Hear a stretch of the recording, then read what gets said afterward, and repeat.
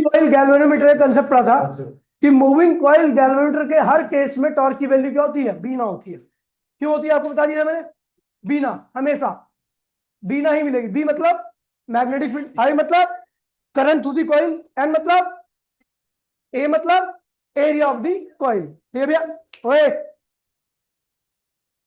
ठीक है। तो भैया मैं उसके आगे से पढ़ाने जा रहा हूं क्योंकि मैंने उसे 2-3 बार कल रिपीट कर दिया। ठीक है, तो मुझे पढ़ाने की आवश्यकता नहीं है। तो as we know MCG class 2 MCG, तो ये मूविंग कॉइल गैल्वेनोमीटर कहता है एज वी नो टॉर्क जो होता है वो क्या होता है? बीना। क्या होता है? ध्यान दीजिए भैया,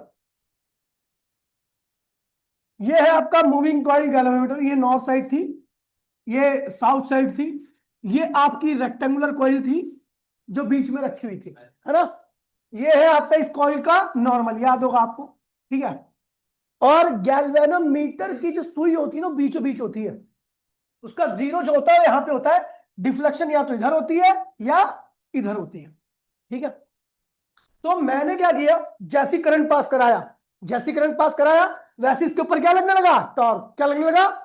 और टॉर्क क्या करता है? चीजों को टर्न कर देता है। क्या कर देता है? तो ये कॉइल टर्न होकर के कहां गई? ये नॉर्मल इधर शिफ्ट कर गया। कितना एंगल टर्न हुआ? थीटा। कितना टर्न हुआ? तो due to this torque, due to this torque, torque coil rotate by theta. इस टॉर्क की वजह से कॉइल क्या रोटेट करके कितने एंगल? थीटा। तो बाय ऑब्जर्वेशन देखा गया, बाय ऑब्जर्वेशन, ऑब्जर्वेशन में क्या देखा मैंने कि ये जितना ज्यादा टॉर्क आएगा उतना ज्यादा थीटा रहेगा। अब जितना ज्यादा टॉर्क लगेगा कॉइल उतनी ज्यादा टर्न होगी, थीटा उतना ज्यादा बड़ा मिलेगा।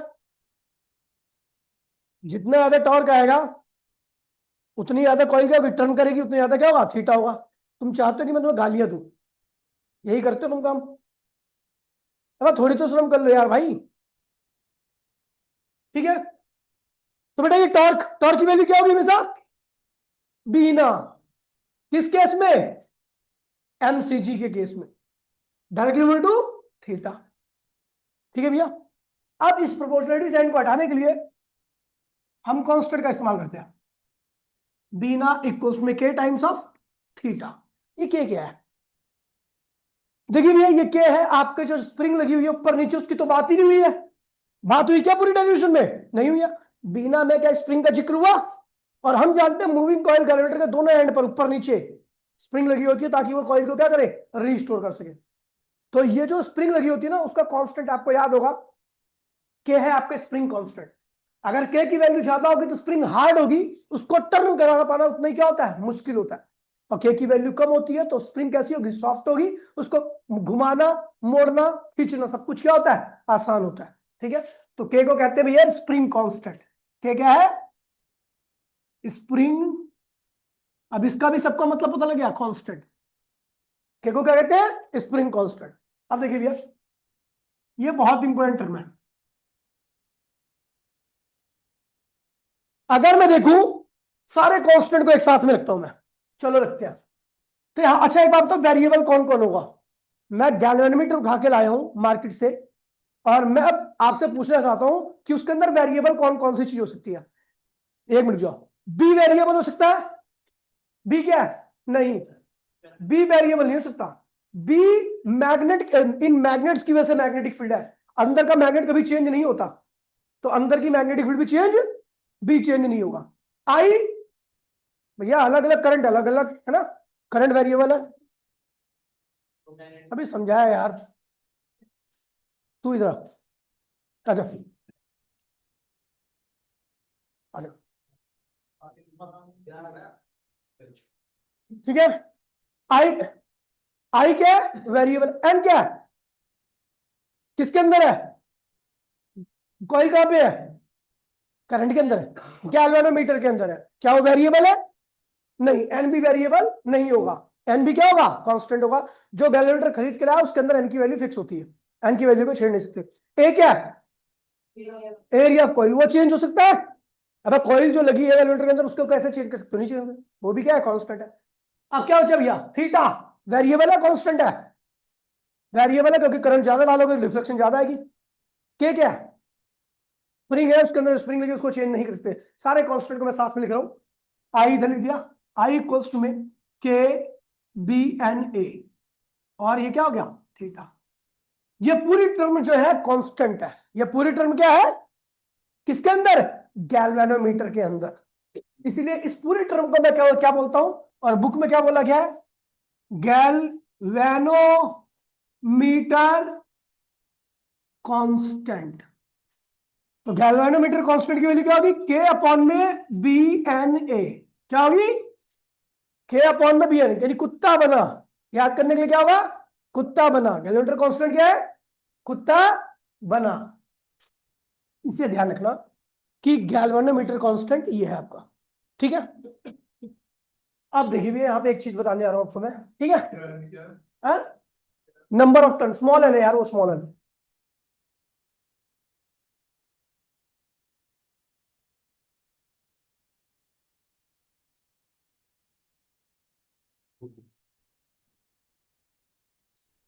गैल्वेनोमीटर कांस्टेंट को हम लिखते हैं कुत्ता बना, ठीक है। ये हर गैल्वेनोमीटर के लिए इसकी वैल्यू क्या होती है, फिक्स होती है।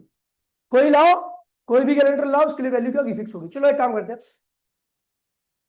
हम देख रहे हैं भाई प्लीज, करंट क्या रखा है, कुत्ता बना इंटू में थीटा, तो थीटा क्या होगा, करंट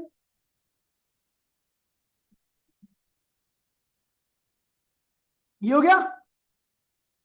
हम देख रहे हैं भैया कि डिफ्लेक्शन ज्यादा कब आ रही है।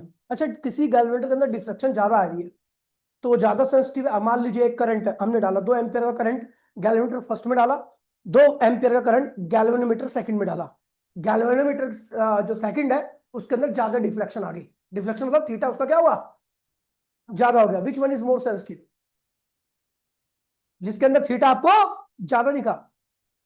कौन ज्यादा सेंसिटिव होता है, जिसको छूने पे लाल हो, या जो छूने पे कुछ ना हो। ये जो छूने पे लाल, यार तू बड़ा सेंसिटिव यार, तो छूने भी लाल हो गया। यानी थोड़ा सा करंट डाल दिया और डिफ्लेक्शन ज्यादा हो गई, तो इसका मतलब वो ज्यादा सेंसिटिव है। यानी जो भी गैल्वेनोमीटर के अंदर थीटा आपको ज्यादा विजिबल रहेगा, उसकी सेंसिटिविटी क्या होगी, ज्यादा होगी। उसकी सेंसिटिविटी क्या होगी, तो ये ध्यान रखना नोट में, थीटा ज्यादा तो सेंसिटिविटी ज्यादा, और थीटा कम तो सेंसिटिविटी। तो हम देख रहे हैं भैया थीटा किसका डायरेक्टली है, करंट तो भैया फिक्स है, करंट को नहीं चेंजना है। मैं गैल्वेनोमीटर की सेंसिटिविटी की बात कर रहा हूं। तो थीटा ज्यादा कब होगा, जब बी ज्यादा होगा। कैसे, बी क्या है, गैल्वेनोमीटर के अंदर जो मैग्नेट लगे उनकी मैग्नेटिक फील्ड वो ज्यादा होगी, तो ऑब्वियस सी बात है जो अंदर कॉइल लगी है उसके ऊपर टॉर्क क्या लगेगा, ज्यादा लगेगा, और डिफ्लेक्शन क्या होगी, ज्यादा होगी। यानी सेंसिटिविटी बी के बढ़ाने पर बढ़ रही है। अंदर के चुंबक को स्ट्रॉन्ग कर दोगे तो गैल्वेनोमीटर की सेंसिटिविटी क्या होगी, बढ़ेगी। अगर आपसे पूछा जाएगा कि ये दो गैल्वेनोमीटर है, कम सेंसिटिव है ज्यादा सेंसिटिव है, किसके अंदर की मैग्नेटिक फील्ड ज्यादा स्ट्रॉन्ग है, जो ज्यादा सेंसिटिव है, ठीक है। Number of turn, number of turn के भी डायरेक्टली आ रहा है। ज्यादा टर्न रहेगी ज्यादा मैग्नेटिक फील्ड बनेगी, और ज्यादा मैग्नेटिक फील्ड गैल्वेनोमीटर की मैग्नेटिक फील्ड के साथ ज्यादा इंटरेक्ट करेंगे, ज्यादा डिफ्लेक्शन होगा, सेंसिटिविटी क्या होगी, बढ़ गई। अगला है एरिया। एरिया बढ़ाने पर भी क्या होता है, भी आपकी सेंसिटिविटी बढ़ जाती है, क्योंकि ज्यादा एरिया रहेगा ज्यादा टॉर्क लगेगा, ज्यादा टर्निंग इफेक्ट आएगा। समझ गया। अब कोई मेरे को बताए कि के इनवर्सली क्यों है, के क्या है भैया, स्प्रिंग कांस्टेंट, के इनवर्सली क्यों है। अभी मैंने बताया था कि अगर ज्यादा होगा तो जो ऊपर नीचे स्प्रिंग लगी है उनको टर्न करा पाना उतना ही क्या होगा, मुश्किल होगा, वो हार्ड स्प्रिंग होगी। तो के ज्यादा होगा तो थीटा आपका कहा क्या आएगा, कम ही आएगा, क्योंकि उसको घुमा पाना ट्विस्ट कर पाना क्या होगा, मुश्किल होगा। इसका मतलब उसकी सेंसिटिविटी क्या है, कम है। और अगर के कम होगा यानी स्प्रिंग को ट्विस्ट कर पाना खींच पाना सब कुछ क्या है, आसान है। तो थोड़े से टॉर्क में क्या होगी, कॉइल आसानी से घूम जाएगी और आपको विजिबल हो जाएगा वो करंट भी। समझ गए। तो इसलिए के क्या होता है, इनवर्सली होता है। के ज्यादा तो थीटा कम, सेंसिटिविटी कम। के कम तो थीटा ज्यादा, सेंसिटिविटी ज्यादा। ये हो गया, ये सेंसिटिविटी ऑफ गैल्वेनोमीटर। अब देखिए हमारे पास दो तरह की सेंसिटिविटी है गैल्वेनोमीटर के अंदर, ठीक है। गैल्वेनोमीटर कांस्टेंट क्या होता है बेटा? कुत्ता बना, कुत्ता कौन है? भी कौन है? एन, समझ गए भैया? तो ध्यान रखना। अब आ रहा है there are two types of, there are two types of current sensitivity. हमारे पास कितने टाइप की करंट सेंसिटिविटी है? दो तरह की। चलो देखते हैं।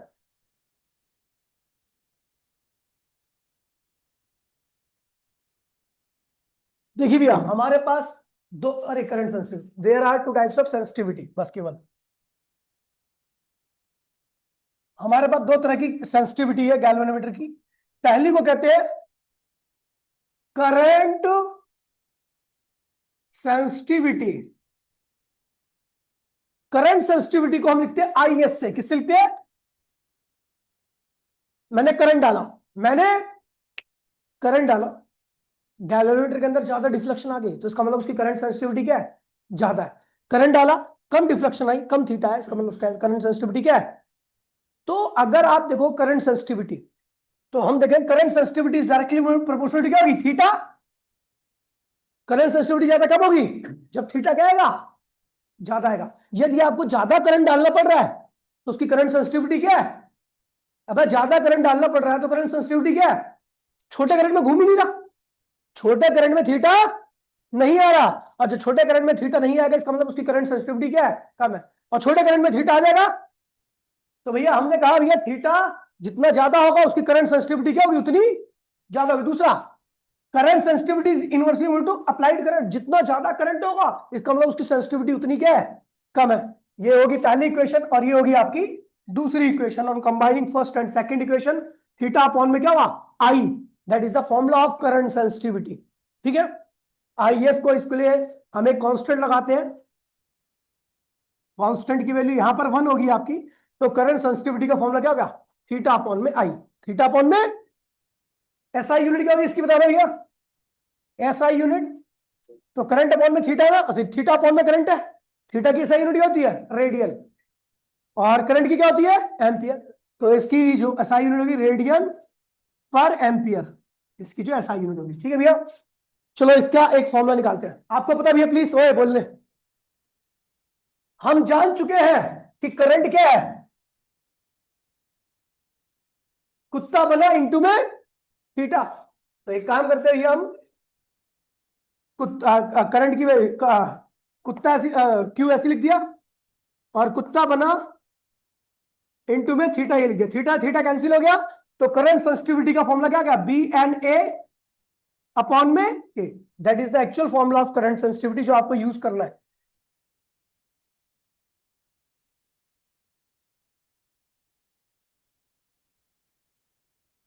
हाँ भाई,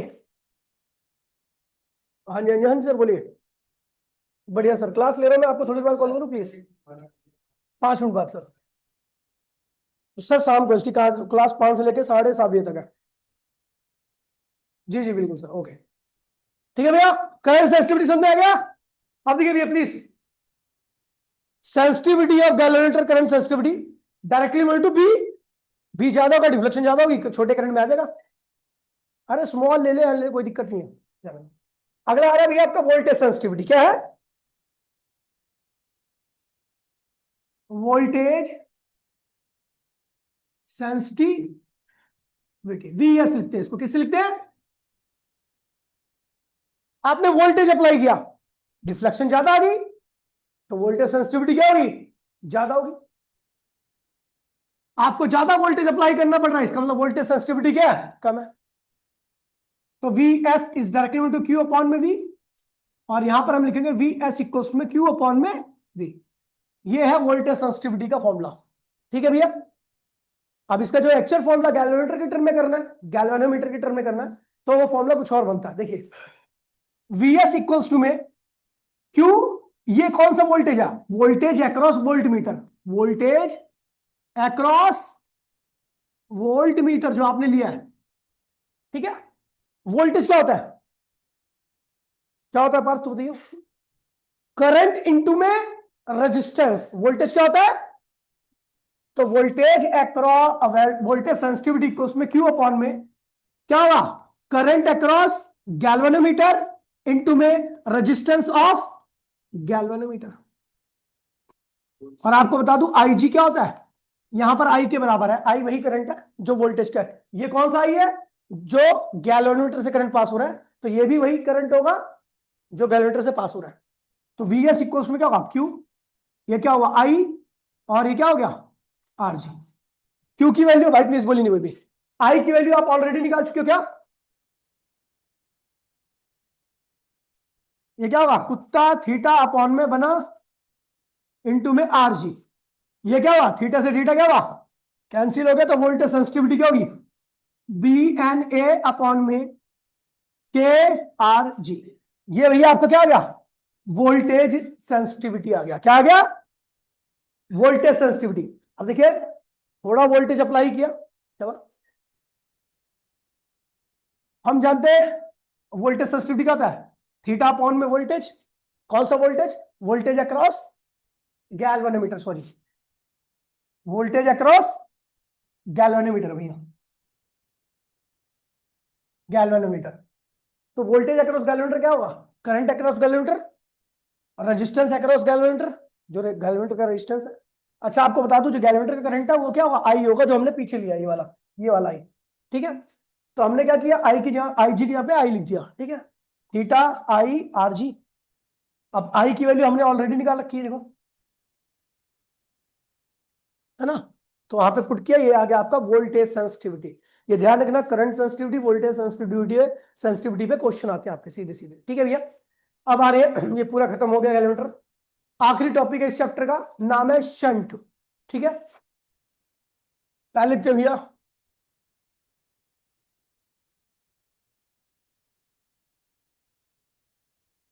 conversion of volt meter, galvanometer into volt meter.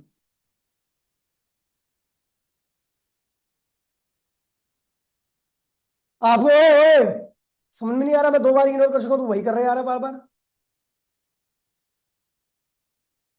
पढ़े लिए क्लास में किया करे सब हरकतें, मेरी क्लास में नहीं।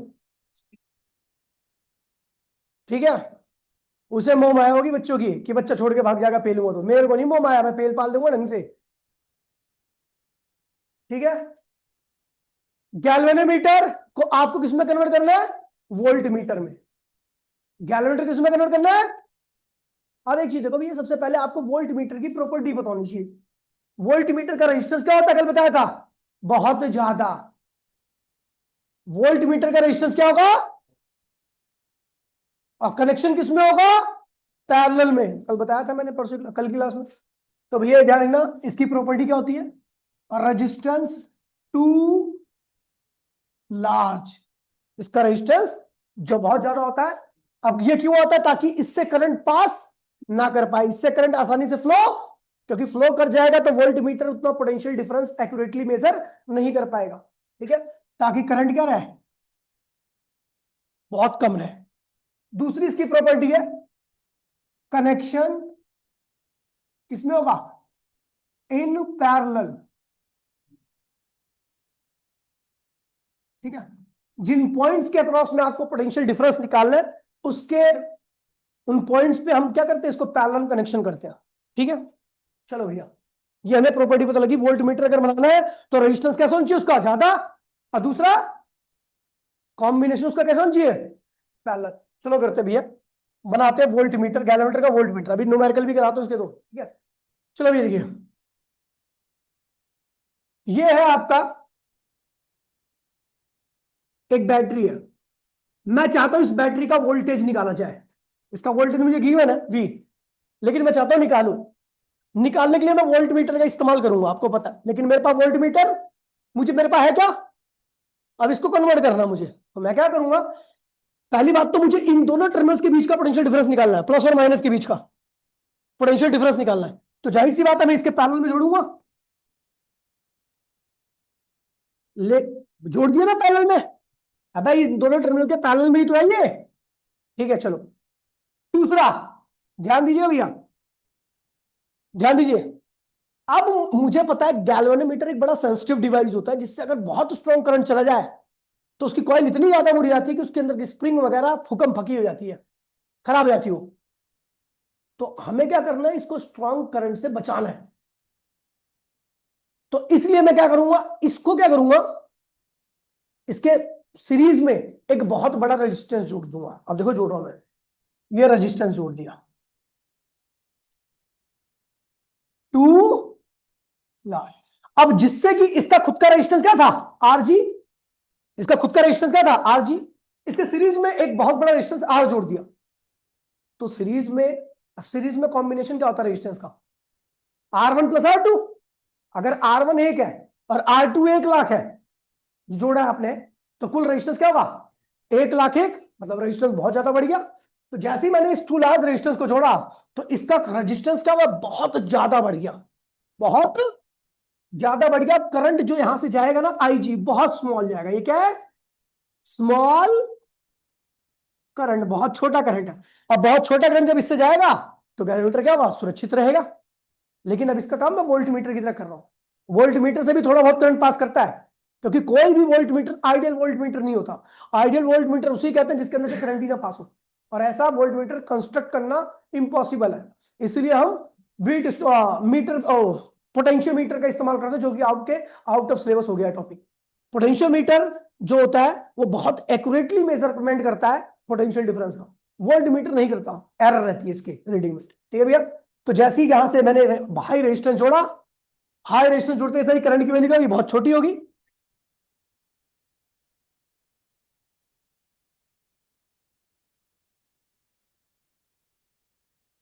अब ये पूरा कॉम्बिनेशन क्या कहला रहा है मेरा, यार ये पूरा कॉम्बिनेशन क्या कहलाएगा मेरा,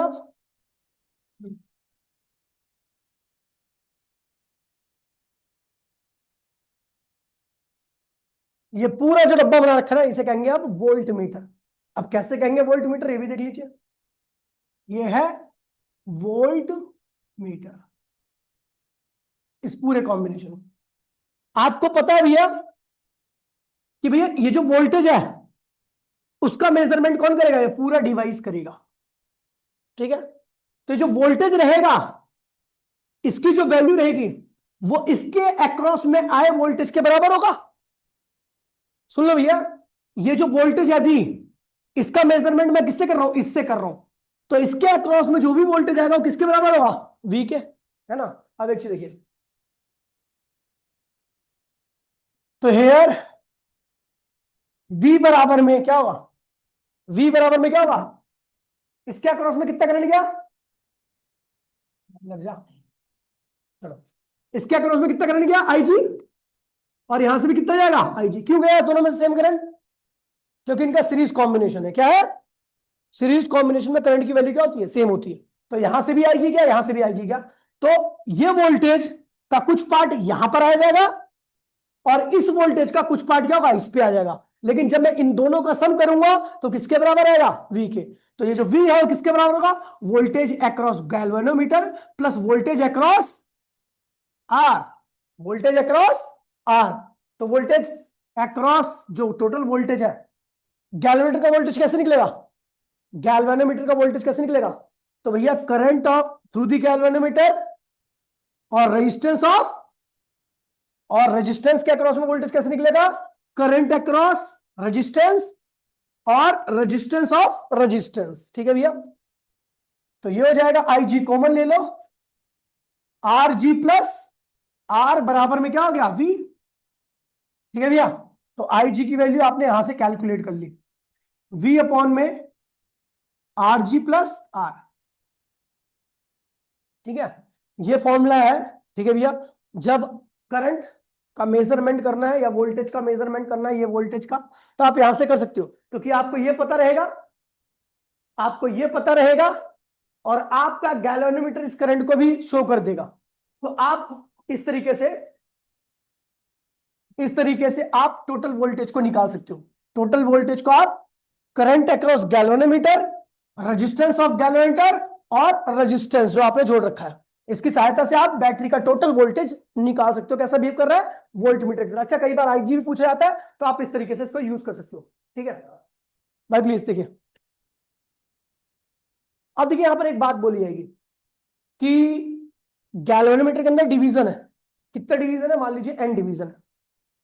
ठीक है, एन डिवीजन है, और आईजी यहां पर जो होगा ना, वो करंट होगा जो गैल्वेनोमीटर अपनी पूरी फुल डिफ्लेक्शन पे दिखाएगा। फुल डिफ्लेक्शन मतलब कि लास्ट रीडिंग पे दिखाएगा। क्या दिखाएगा? तो यहां पर मैं आपको बता रहा हूं, यहां पर आईजी क्या है, फुल डिफ्लेक्शन करंट। ये वो करंट है जिसमें पूरी की पूरी नीडल कहां पहुंच गई, मैक्सिमम पे। ठीक है, एन क्या है, नंबर ऑफ डिवीजन। कितने हैं डिवी कितना डिवीजन है गैल्वेनोमीटर के अंदर, कुल कितना डिवीजन है एन, और टोटल करंट कितना शो कर रहा है। एक एग्जांपल दे रहा हूं मैं आपको, मान लीजिए गैल्वेनोमीटर के अंदर 10 डिवीजन है। कितने डिवीजन है, और उसका फुल डिफ्लेक्शन करंट 20 एम्पियर है, तो एक डिवीजन कितना करंट शो कर रहा है, 2 एम्पियर पर डिवीजन। तो यही जो आपका 2 एम्पियर पर डिवीजन आया ना, इसको गैल्वेनोमीटर की भाषा में फिगर ऑफ मेरिट कहते हैं। क्या कहते हैं इसको, या फिगर ऑफ मेरिट, या least count. Least least count शायद आपने सुना भी होगा कि किसी भी इंस्ट्रूमेंट का सबसे छोटा रीडिंग जो होती है उसको लीस्ट काउंट कहते हैं। तो यहां पर कितने डिवीजन, मैंने जो एग्जांपल दिया उसमें कितने डिवीजन थे, कुल करंट कितना आया, तो एक डिवीजन कितना करंट शो कर सकता है, तो that is the least count या फिगर ऑफ मेरिट। भैया हमने कहा कुल कितना डिफ्लेक्शन करंट आया, आईजी, नंबर ऑफ डिवीजन कितने हैं, तो लीस्ट काउंट या figure of merit, figure of merit, figure of merit बराबर में टोटल करंट अपॉन में नंबर ऑफ डिवीजन। ये भी आता है, लेकिन खैर ये आपके सीबीएसई में बहुत कम आता है। एक क्वेश्चन मैं आपको कराऊंगा, ठीक है, तो उसमें आपको दिख जाएगा रिलेशन। वैसे इसका इस्तेमाल ना के बराबर होता है। अच्छा एक बात बताओ, यहां पे इफेक्टिव रेजिस्टेंस क्या होगा, इफेक्टिव रेजिस्टेंस क्या होगा भैया, कोई बताए, बंटी तू बता, इफेक्टिव रेजिस्टेंस क्या होगा, टोटल रेजिस्टेंस। ये दोनों किसमें है, सीरीज में। सीरीज में इफेक्टिव रेजिस्टेंस की वैल्यू क्या होती है, आर जी प्लस। अरे मैं कितने गधे आदमी यार तुम लोग, ये भी नहीं पता। सीरीज में दोनों का कुल, पूरे डिवाइस का कुल रेजिस्टेंस क्या होगा, आर जी प्लस आर। ये हो गया हमारा गैल्वेनोमीटर वोल्ट मीटर में जो जो चीजें पूछी जा सकती है, मैंने सब आपके आगे डिस्कस कर दिया। ठीक है, डेरिवेशन नहीं आती, क्वेश्चंस आते हैं, अभी करा रहा हूं मैं। ठीक है, 2 क्वेश्चन है एनसीईआरटी के, दोनों है, उससे बाहर कुछ भी नहीं आएगा। अब आया भैया conversion of galvanometer into ammeter, conversion of galvanometer into ammeter. Property बतानी चाहिए इसकी, प्रॉपर्टी क्या है, और रेजिस्टेंस क्या होना चाहिए, ऑलमोस्ट जीरो, क्योंकि इसका काम क्या है, करंट को मेजर करना, करंट को रोकना नहीं। करंट को रोकना नहीं है तो उसका खुद का रेजिस्टेंस क्या होना चाहिए, जीरो। दूसरा, कनेक्शन इन सीरीज, इसका कनेक्शन हमेशा किसमें होगा, सीरीज में होगा। किसमें होगा, क्योंकि सीरीज में हमें जिस ब्रांच का करंट निकालना है उसी ब्रांच में हम इसको क्या लगा देंगे, सीरीज में लगा देंगे, ताकि इस करंट को क्या करें, मेजर कर सके। ठीक है, समझ गया, जो हम रेजिस्टेंस जोड़ेंगे यहां पर उसका रेजिस्टेंस क्या होना चाहिए, बहुत छोटा होना चाहिए। ठीक है, ये है आपका गैल्वेनोमीटर। ठीक है, इसका रेजिस्टेंस और कम करना है ताकि ये क्या बन जाए, एमीटर। अगर इसका रेजिस्टेंस और कम करना तो क्या करूं मैं, बताओ, पता क्या करूं, इसके पैरेलल में एक दूसरा रेजिस्टेंस जिसको मैं शंट कहूंगा। क्या कहूंगा, देखिए शंट का मतलब होता है, शंटिंग वर्ड आ जाए तो समझ जाना कि मुझे छोटा रेजिस्टेंस पैरेलल में कनेक्ट करना है। छोटा रेजिस्टेंस, इसका मतलब शंटिंग होता है। शंट मतलब छोटा रेजिस्टेंस, और शंटिंग मतलब उसको जोड़ना। कैसे, पैरेलल। ठीक है भैया, ये शंटिंग की हमने। ठीक है, अब एक चीज देखो हुआ क्या, ये है बैटरी जिससे निकलने वाले करंट को मुझे मेजर करना है। अब एक चीज देखो, मैंने बोला इसका रेजिस्टेंस मान लीजिए 1 लाख ओम था, क्या था, और इसका रेजिस्टेंस है 0.5 ओम। कितना रेजिस्टेंस आएगा आप बताओ, आप फिर भी सोच, दिमाग सोचो। इसका जो कुल रेजिस्टेंस आने वाला कॉम्बिनेशन का, वो 0.5 से भी छोटा आएगा, बेशक 1 लाख है। इसीलिए जब भी आप किसी भी छोटे रेजिस्टेंस को पैरेलल में कनेक्ट करते हो ना, तो उस ब्रांच का कुल रेजिस्टेंस छोटे वाले से भी क्या होता है, कम हो जाता है। ये मैंने लिखवाया था सीरीज और पैरेलल कॉम्बिनेशन में, और मैंने ये दिखाया भी था कि आपको किस तरीके से होता है ये। ठीक है, अगर आप 1 बाय में 0.5 प्लस 1 बाय में 1 लाख करोगे और कुल रेजिस्टेंस निकालोगे तो 0.5 से छोटा आएगा, समझ गए। तो छोटे रेजिस्टेंस को जैसे हमने शंटिंग की इसकी, तो इसका कुल रेजिस्टेंस क्या हो गया, बहुत छोटा हो गया। ठीक है, अब ये बन चुका है आपका, अब ये बन चुका है आपका पूरा, क्या बन गया भैया, एमीटर। ये पूरा सेटअप कहलाएगा एमीटर, एमीटर। ठीक है, कि बैटरी का वोल्टेज क्या है बेटा, वी, बैटरी का वोल्टेज क्या है। अच्छा, इसका इफेक्टिव रेजिस्टेंस कौन बताएगा इसका मुझे, आर इफेक्टिव इक्वल्स टू में 1 बाय में एस प्लस 1 बाय में जी। तो ये आएगा एस जी, आर जी लिख ले यार, आर जी लिख ले, आर जी। तो एस आर जी अपॉन में आर जी प्लस, तो टोटल इफेक्टिव रेजिस्टेंस क्या आ जाएगा आपका, एस आर जी अपॉन में आर जी प्लस एस। ये इफेक्टिव रेजिस्टेंस आ गया। ठीक है, अब चलो जो जो हम शंट कैलकुलेट करना है या फिर हमें कुछ और चीज कैलकुलेट करनी है, वो करने जा रहे हैं हम यहाँ पे। ठीक है भैया, करंट यहां से कितना निकला, आई, इसके अंदर कितना चला गया, आई जी। तो ऊपर कितना गया दिव्या, आई माइनस आई जी। ठीक है, अब ध्यान दीजिए, मुझे पता है ये दोनों किसमें, आपस में पैरेलल में, और पैरेलल में वोल्टेज की वैल्यू क्या होती है, सेम होती है। तो इसके अक्रॉस का वोल्टेज और इसके अक्रॉस का वोल्टेज क्या होगा, सेम रहेगा। ठीक है, सो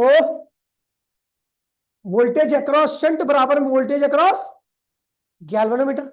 शंट का वोल्टेज क्या हुआ, शंट का वोल्टेज क्या हुआ, तो करंट कितना है शंट से, आई माइनस आई जी, और शंट की वैल्यू कितनी है, एस, एस।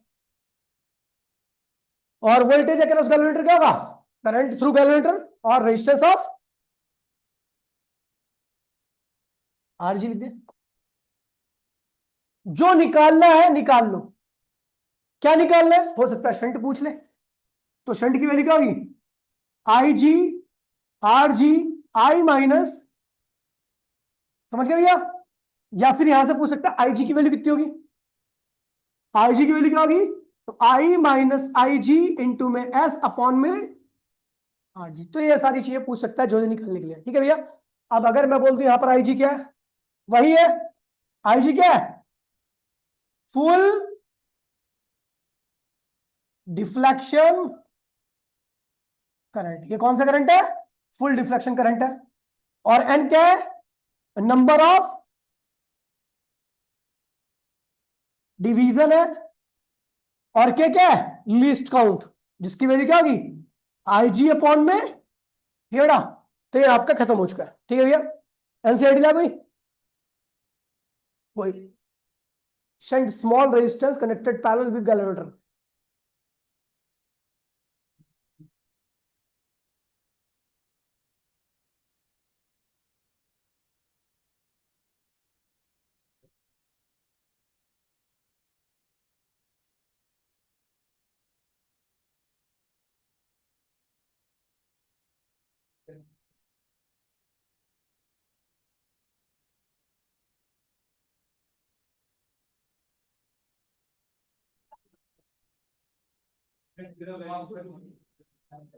मैंने कहा ये shunt is a very very small resistance of connection parallel with a given branch.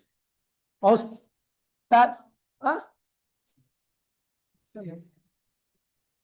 Connection parallel with a given, किसी ब्रांच में आपको कनेक्शन करना, उसमें हमें से क्या हुआ भाई प्लीज। अब देखिए एनसीईआरटी लाइन है कोई, चलो फिर मेरे को ढूंढना पड़ेगा क्वेश्चन। नहीं 2 मिनट अभी है।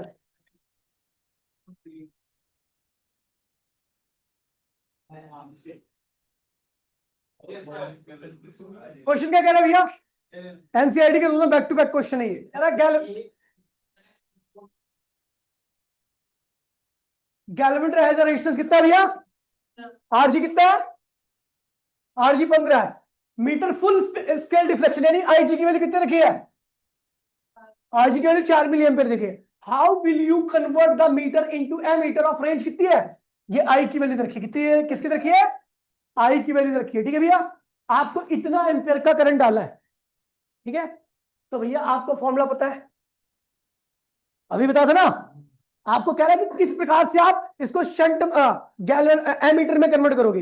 एमीटर में कन्वर्ट करोगे इसका मतलब आपको निकालना है शंट की वैल्यू। क्या निकालनी है? शंट की वैल्यू क्या होती है? शंट का रेजिस्टेंस आईजी अपॉन में ये आईजी कितना रखा है? ये रखा है।